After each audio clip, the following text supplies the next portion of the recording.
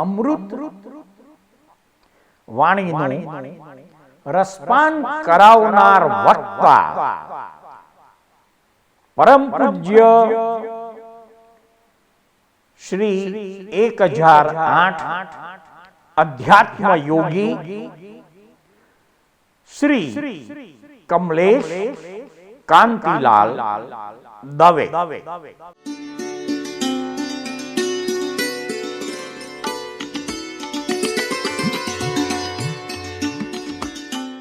વર્તમાન અવસરપીણી કાળમાં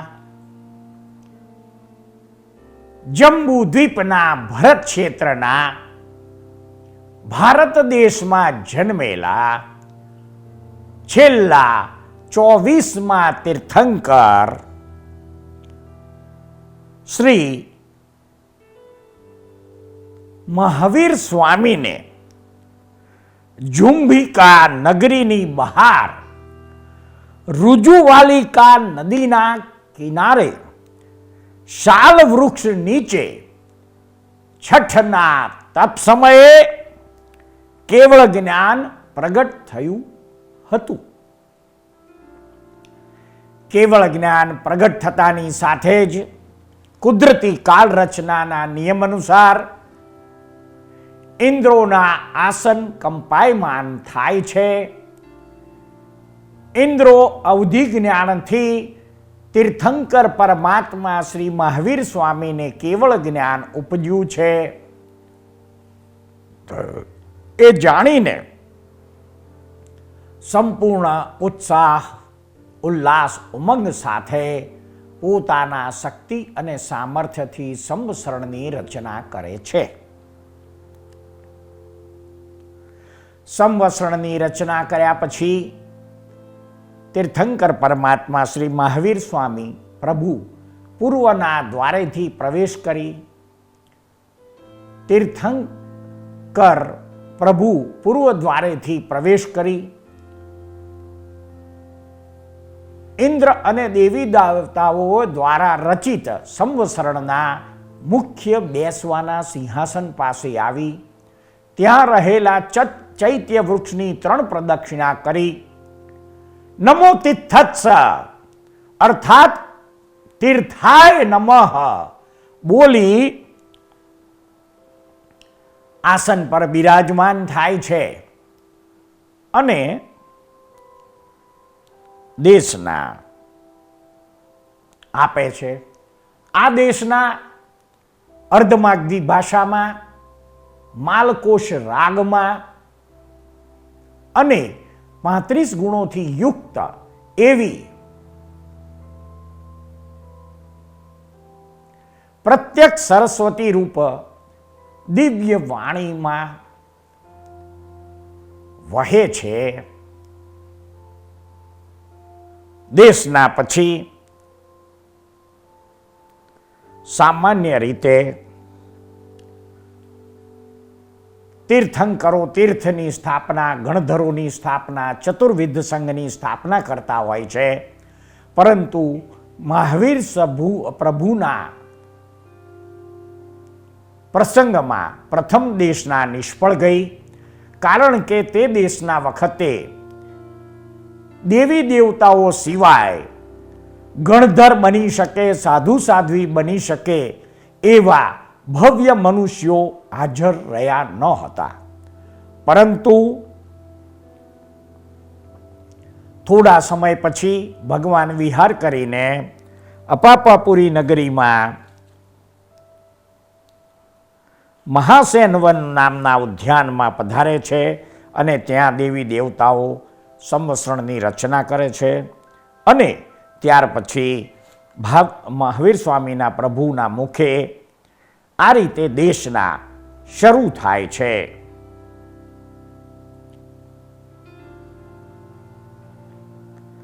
દેશના આપ્યા પછી તીર્થંકર પ્રભુ મહાવીર 11 ગણધરો બનાવે છે.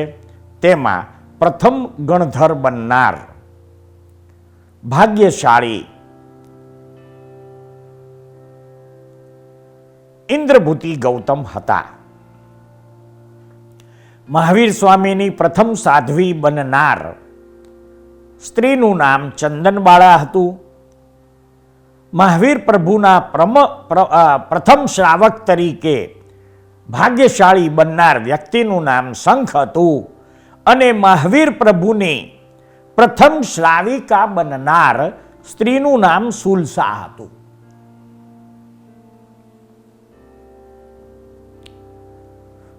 મહાવીર પ્રભુની દેશનાનો વિષય યતિ ધર્મ, ગૃહસ્થ ધર્મ, ગણધરવાદ અને 5 મહાવ્રત તથા કર્મની પ્રધાનતા રહ્યો હતો.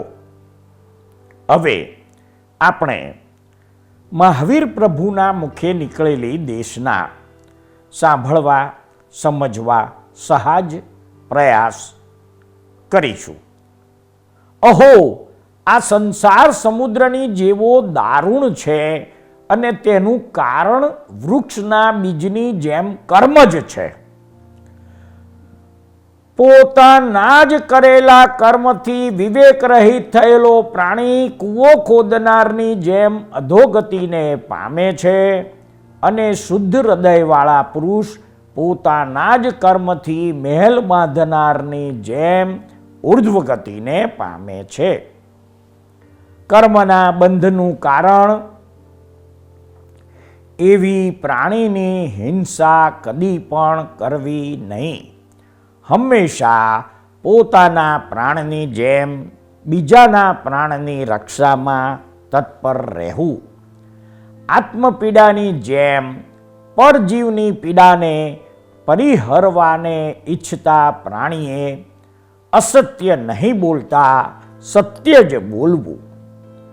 માણસના બહિપ્રાણ લેવા જેવું અદત્ત દ્રવ્ય કદી પણ લેવું નહીં, કારણ કે તેનું દ્રવ્ય હરવાથી તેનો વધ કરેલો જ કહેવાય છે. ઘણા જીવોનું ઉપમર્દન કરનારું મૈથુન કદી પણ સેવવું નહીં. પ્રાજ્ઞ પુરુષે મોક્ષને આપનારું બ્રહ્મચર્ય વ્રત જ ધારણ કરવું. પરિગ્રહ ધારણ કરવો નહીં, અર્થાત વધુ વસ્તુનો સંગ્રહ કરવો નહીં.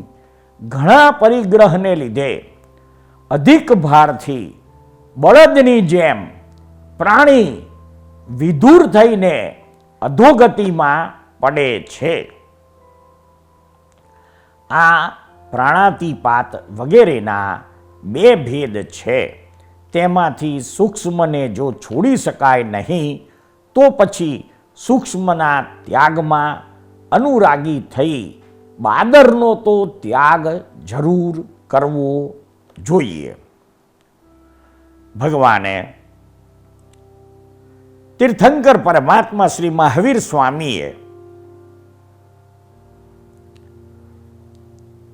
5 મહાવ્રતની વાત ખાસ કરીને પોતાની દેશનામાં કરી અને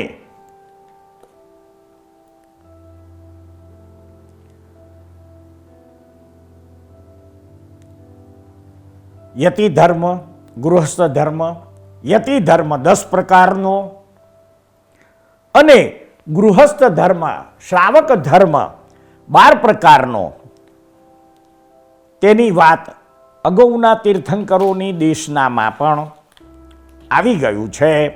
અહીંયા આપણે આ જે કર્મની વાત છે એ 8 પ્રકારના કર્મોની વાતને સમજવા સહજ પ્રયાસ કરીશું. મિથ્યાત્વાદી હેતુ દ્વારા જીવ વડે જે કરાય તે કર્મ આત્માના 8 અક્ષય ગુણોને રોકનાર 8 પ્રકારના મુખ્ય કર્મો તેની જઘન્ય સ્થિતિ અને ઉત્કૃષ્ટ સ્થિતિ આપણે જાણીશું. પ્રથમ, જ્ઞાનાવરણીય કર્મ, એની જઘન્ય સ્થિતિ અંતર્મુહૂર્ત અને ઉત્કૃષ્ટ સ્થિતિ 30 સાગરોપમની ગણાય છે. દર્શનાવરણીય કર્મ, જઘન્ય સ્થિતિ અંતર્મુહૂર્ત અને ઉત્કૃષ્ટ સ્થિતિ 30 સાગરોપમની ગણાય છે. વેદનીય કર્મ, એમાં સાતા કર્મ 2 સમયનું, ઉત્કૃષ્ટ સ્થિતિ 15 સાગરોપમ. અશાતા વેદનીય કર્મ 10 મુહૂર્ત, જઘન્ય સ્થિતિ ઉત્કૃષ્ટ સ્થિતિ 30 સાગરોપમ. દર્શન મોહનીય કર્મ, અંતર્મુહૂર્ત અને 70 સાગરોપમ ઉત્કૃષ્ટ સ્થિતિ. ચારિત્ર મોહનીય કર્મ, અંતર્મુહૂર્ત જઘન્ય સ્થિતિ અને ઉત્કૃષ્ટ સ્થિતિ 40 સાગરોપમ. નામકર્મ 8 મુહૂર્ત, જઘન્ય સ્થિતિ અને ઉત્કૃષ્ટ સ્થિતિ 20 સાગરોપમ. આયુષ્ય કર્મ, જઘન્ય સ્થિતિ અંતર્મુહૂર્ત અને ઉત્કૃષ્ટ સ્થિતિ 33 સાગરોપમની ગણાય છે. ગોત્ર કર્મ 8 મુહૂર્તનું, જઘન્ય સ્થિતિ અને ઉત્કૃષ્ટ સ્થિતિ 20 સાગરોપમની ગણાય છે. અંતરાય કર્મ, જઘન્ય સ્થિતિ અંતર્મુહૂર્ત અને ઉત્કૃષ્ટ સ્થિતિ 30 સાગરોપમની ગણાય છે.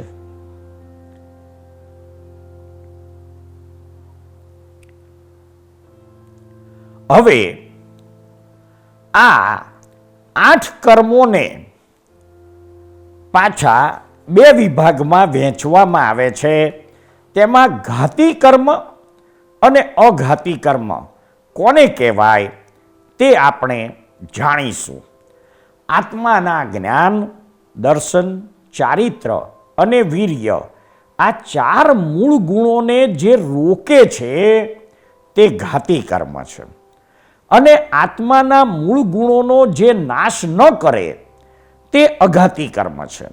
સંસારની ભોગ સામગ્રી, સુખ દુઃખ આપનારા કર્મો તે અઘાતી કર્મ છે. હવે ઘાતી કર્મના કેટલા ભેદ છે? તો કે ભાઈ, ઘાતી કર્મ 4 પ્રકારના: જ્ઞાનાવરણીય, દર્શનાવરણીય, મોહનીય અને અંતરાય. હવે જ્ઞાનાકર્મીયના 5 ભેદ છે, એટલે કે 5 પ્રકાર છે. દર્શનાવરણીયના 9 પ્રકાર છે, મોહનીયના 28 પ્રકાર છે અને અંતરાય કર્મના 5 પ્રકાર છે. એમ કુલ 47 પ્રકારના ઘાતી કર્મ થાય. હવે અઘાતી કર્મ અને એના પ્રકારો કેટલા? તો કે વેદનીય કર્મના 2 પ્રકાર, શાતા વેદનીય, અશાતા વેદનીય. આયુષ્ય કર્મના 4 પ્રકાર, નામ કર્મના 103 પ્રકાર અને ગોત્ર કર્મના 2 પ્રકાર, એટલે કુલ 111 પ્રકાર. એમ 4 ગતિમાં રખડાવનાર ઘાતી કર્મના કુલ 47 અને અઘાતી કર્મના કુલ 111, એટલે બધા મળીને 158 પ્રકારના મુખ્ય 8 કર્મો છે. હવે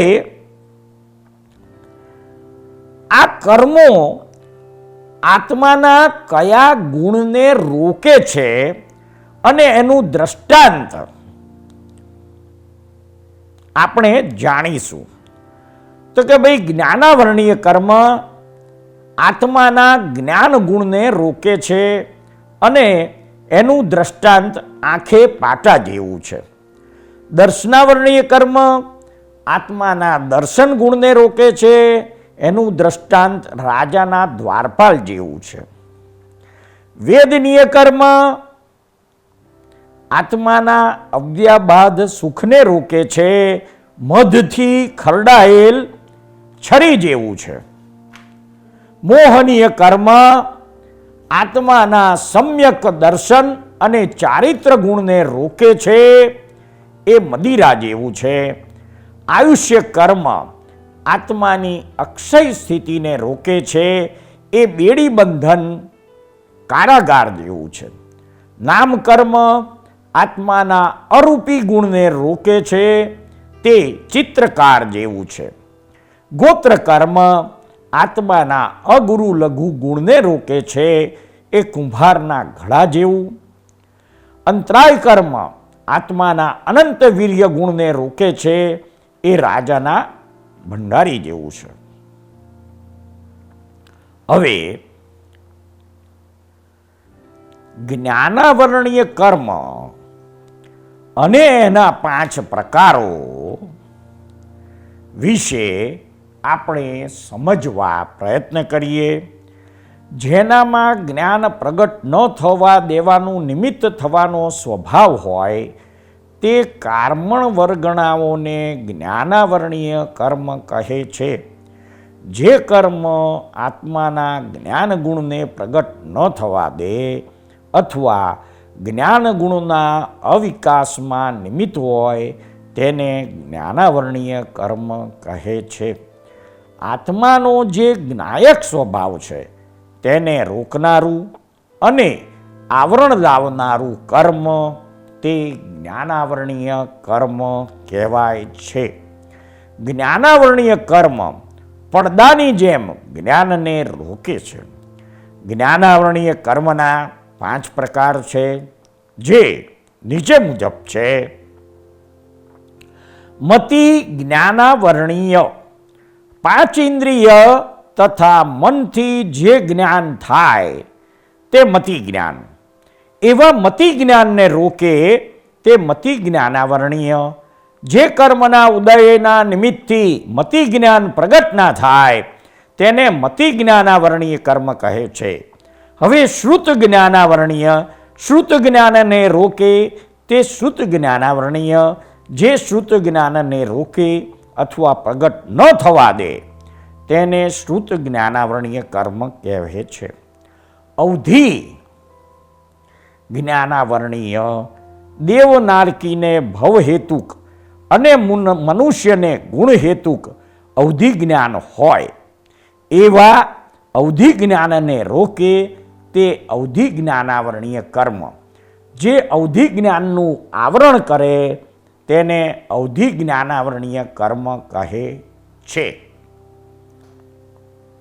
મન પર્યવ જ્ઞાનાવરણીય અઢી દ્વીપ સમુદ્રમાં રહેલા સંગની પંચેન્દ્રિય જીવોના મનોગત ભાવોને જણાવનારું જ્ઞાન તે મન પર્યવ જ્ઞાન. આ જ્ઞાનને રોકે તે મન પર્યવ જ્ઞાનાવરણીય કર્મ છે. જે કર્મ મન પર્યવ જ્ઞાનને પ્રગટ ન થવા દે તેને મન પર્યવ જ્ઞાનાવરણીય કર્મ કહે છે. હવે કેવળ જ્ઞાનવર્ણીય 4 પ્રકારના ઘાતી કર્મના ક્ષયથી ઉત્પન્ન થતું અને સકળ લોકાલોકના સ્વરૂપનું સ્પષ્ટ જ્ઞાન કરાવનારું જ્ઞાન તે કેવળ જ્ઞાન. એવા જ્ઞાનને રોકે તે કેવળ જ્ઞાનાવરણીય કર્મ છે. જે કર્મ કેવળ જ્ઞાનને પ્રગટ ના થવા દે તેને કેવળ જ્ઞાનાવરણીય કર્મ કહે છે. મોટા મોટું જ્ઞાનાવરણીય કર્મ કયું કહેવાય? તમે ના સમજો એવું કહેવું એ મોટામાં મોટું જ્ઞાનાવરણીય કર્મ છે. તમે ના સમજો એવું ક્યારેય કહેવાય નહીં, પણ તમને સમજણ પાડીશ એવું કહેવું. તમે ના સમજો એવું કહો તો સામાન્ય અપમાન જેવું લાગે અને કાળજે ઘા વાગે. જ્ઞાનાવરણીય કર્મરૂપી શત્રુનો નાશ કેવી રીતે થાય? વિવેકરૂપી શરણે કરીને તેજસ્વી કરેલું અને સંતોષરૂપી તીક્ષ્ણ ધારવાળું જે સંયમરૂપી શસ્ત્ર છે તે જ્ઞાનાવરણાદિ કર્મરૂપી શત્રુનો નાશ કરવાને સમર્થ થાય છે. આ જ્ઞાનાવરણીય કર્મ બંધાય છે કેવી રીતે? જ્ઞાન તથા જ્ઞાનીનો દ્વેષ કરવાથી અને જ્ઞાન ભણનારને અંતરાય કરવાથી જ્ઞાનાવરણીય કર્મ બંધાય છે. જ્ઞાનના સાધનોની અસાધનાથી પણ જ્ઞાનાવરણીય કર્મ બંધાય છે. જ્ઞાન અથવા જ્ઞાનીની નિંદા, અવજ્ઞા, અસાધના વગેરે કરવાથી પણ જ્ઞાનાવરણીય કર્મ બંધાય છે. દર્શનાવરણીય કર્મ એટલે શું? તેના કેટલા પ્રકાર છે? જે કારમર વળગણાઓમાં અંતર્મુખ ચૈતન્ય પ્રકાશને પ્રગટ ન થવા દેવાનું નિમિત્ત બનવાનો સ્વભાવ હોય તેને દર્શનાવરણીય કર્મ કહે છે. જે આત્માના દર્શન ગુણનો વિકાસ ન થવા દે તેને દર્શનાવરણીય કર્મ કહેવાય છે.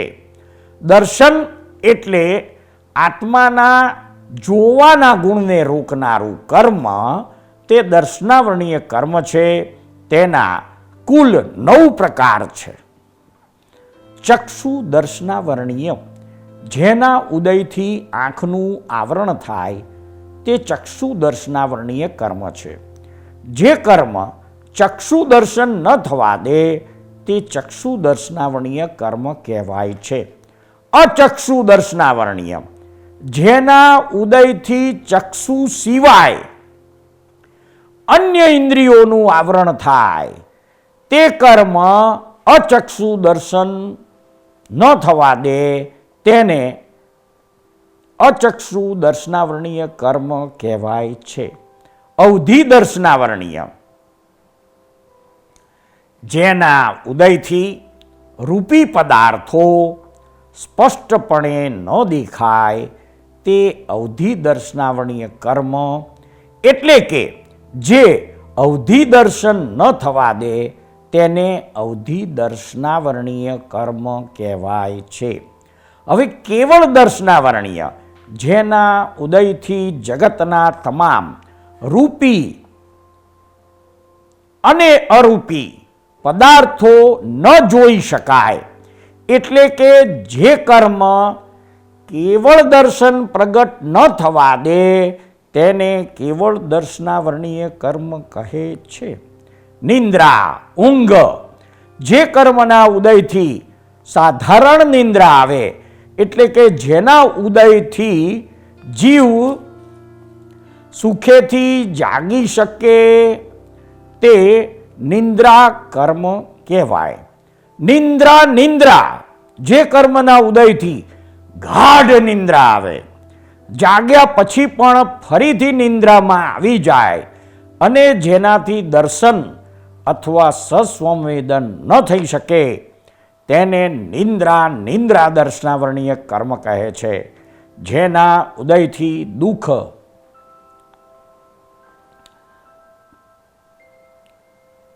થી પીડિત થઈને જાગે છે તેને નિંદ્રા કહેવાય છે.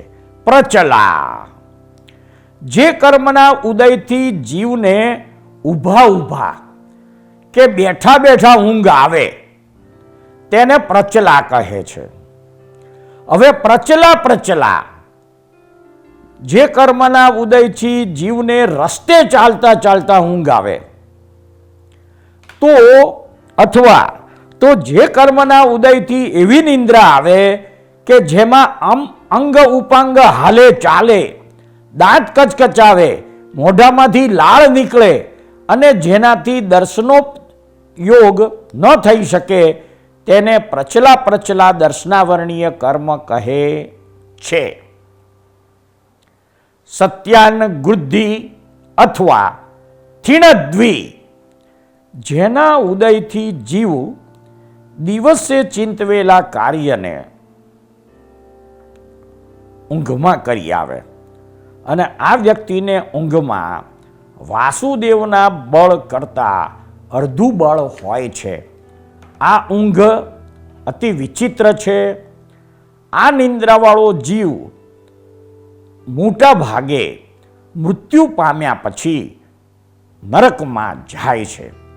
જે કર્મના ઉદયથી એવી નિંદ્રા આવે કે નિંદ્રામાંથી ઉઠીને ઊંઘમાં કોઈ મોટું કામ કરી આવે, પરંતુ જાગે ત્યારે તેની ખબર પણ ન હોય, તે સત્યાન વૃદ્ધિ અથવા થિણદ્વી દર્શનાવર્ણીય કર્મ કહે છે. હવે આ દર્શનાવર્ણીય કર્મ કેવી રીતે બંધાય છે? તો કે 6 પ્રકારે દર્શનાવર્ણીય કર્મ બંધાય છે. જેને સંકિત પ્રાપ્ત થયું છે તે વ્યક્તિના અવર્ણવાદ બોલે તો સંકિત પમાડનારને ઓળવે, એટલે તેનાથી વિરુદ્ધ બોલે. સંકિત પામતો હોય તેને અંતરાય પાડે તો સંકિત ઉપર દ્વેષ કરે. સંકિતની અસાતના કરે તો અને સંકિતધારી જીવ સાથે ખોટો ઝઘડો વિખવાદ કરે તો ઉપરોક્ત 6 કારણે દર્શનાવર્ણીય કર્મ બંધાય છે. દર્શનાવર્ણીય કર્મનો અબાધાકાળ કેટલો? દર્શનાવર્ણીય કર્મનો અબાધાકાળ 3000 વર્ષનો છે. હવે વેદનીય કર્મ એટલે શું અને તેના કેટલા પ્રકાર છે તે જાણીશું. જે કર્મના ઉદયથી જીવને આરોગ્ય આદિ સુખ અને સાતા મળે, અથવા રોગ આદિ દુઃખ અને અસાતા અર્થાત વેદના મળે, તેને વેદનીય કર્મ કહે છે. વેદનીય કર્મના મુખ્ય 2 પ્રકાર છે. શાતા વેદનીય, જે કર્મના ઉદયથી જીવને તંદુરસ્તી આરોગ્ય આદિ સુખ મળે તે, અને અશાતા વેદનીય, જે કર્મના ઉદયથી જીવને રોગ દુઃખ પીડા મળે તે અશાતા વેદનીય. શાતા વેદનીય કર્મ કેટલા પ્રકારે બંધાય છે? તો કે 10 પ્રકારે શાતા વેદનીય કર્મ બંધાય. પ્રાણી ઉપર અનુકંપા રાખવાથી, ભૂતાનુકંપા રાખવાથી, જીવ ઉપર અનુકંપા રાખવાથી, સત્વ અનુકંપાથી, સર્વ પ્રાણી ભૂત જીવ વગેરેને દુઃખ નહીં આપવાથી, શોક નહીં કરવાથી, ઝૂરણા નહીં કરવાથી, ટપક ટપક આંસુ નહીં પાડવાથી, મારપીટ નહીં કરવાથી, પરિતાપના નહીં કરવાથી, આ 10 પ્રકારે શાતાવેદનીય કર્મ બંધાય છે. હવે શાતાવેદનીય કર્મ ભોગવાય કેટલા પ્રકારે? તો કે 8 પ્રકારે. તો કે સારા શબ્દો, સારું રૂપ, સારી ગંધ, સારો રસ, સારો સ્પર્શ, મન સૌખ્ય, વચન સૌખ્ય અને કાય સૌખ્ય, આ 8 પ્રકારે શાતાવેદનીય ભોગવાય છે. અશાતાવેદનીય કર્મ 12 પ્રકારે બંધાય છે. તો કે બીજાને દુઃખ આપવાથી, બીજાને શોક આપવાથી, બીજાને ઝૂરણા આપવાથી, બીજાને રડાવવાથી, બીજાને મારપીટ કરવાથી, બીજાને પરિતાપના આપવાથી, સર્વ પ્રાણી ભૂત જીવ વગેરેને દુઃખ આપવાથી, શોક કરવાથી, ઝૂરણા કરવાથી, ટપક ટપક આંસુ પાડવાથી, મારપીટ કરવાથી અને પરિતાપના કરવાથી અશાતાવેદનીય કર્મ બંધાય છે. હવે અશાતાવેદનીય કર્મ 8 પ્રકારે પાછું ભોગવાય છે. તો કે જે મનને ગમે નહીં, જે કાનને ગમે નહીં, જે આંખને ગમે નહીં, એવા કાનને સાંભળવા ન ગમે એવા શબ્દ સાંભળવા મળે, આંખને જે રૂપ ન જોવું પડે એવું રૂપ જોવા મળે, નાકને જે ગંધ પસંદ નથી એવી ગંધ, દુર્ગંધ જેને કહેવાય એ ભોગવવી પડે, જે રસ ચાખવો ગમે નહીં તેવો રસ ચાખવો પડે, જે સ્પર્શ ગમે નહીં તેવો સ્પર્શ કરવો પડે, પછી મન, વચન અને કાયા એ ત્રણેયના દુઃખો થાય એ રીતે અસાતા વેદનીય કર્મ ભોગવાય છે. સાતા વેદનીયની જઘન્ય તથા ઉત્કૃષ્ટ સ્થિતિ. સાતા વેદનીય જઘન્ય સ્થિતિ બે સમયની અને ઉત્કૃષ્ટ સ્થિતિ 15 કુડાકુડી સાગરોપમની છે. અબાધા કાળ કરે તો જઘન્ય અંતર્મુહૂર્તનો અને ઉત્કૃષ્ટ 1,500 વર્ષનો થાય. અશાતા વેદનીયની જઘન્ય તથા ઉત્કૃષ્ટ સ્થિતિ કેટલી? તો કે અશાતા વેદનીયની જઘન્ય સ્થિતિ એક સાગરના 7 ભાગ કરીએ તો માહેના 3 ભાગ અને એક પલ્યને અસંખ્યાત્મે ભાગ ઉણી તથા ઉત્કૃષ્ટ સ્થિતિ 30 કુડાકુડી સાગરોપમની ગણાય છે. તેનો અબાધાકાળ 3000 વર્ષનો છે. સૃષ્ટિના અદ્ભુત રહસ્યો નામાભિધાનથી અલંકૃત થયેલી સિરિયલના એપિસોડમાં રજૂ થયેલી વાણીને શાંતિથી ધીરજપૂર્વક સાંભળનાર પ્રત્યેક શ્રોતાનો તથા આ સિરિયલ નિહાળનાર પ્રત્યેક દર્શકોનો અમો સાચા અંતસ્કરણપૂર્વક આભાર માનીએ છીએ. જય સચ્ચિદાનંદ.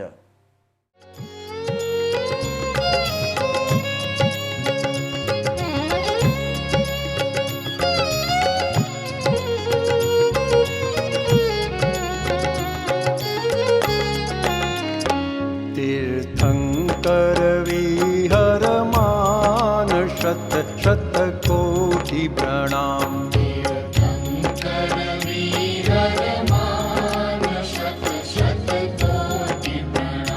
जय कुल्ला केवल ज्ञान.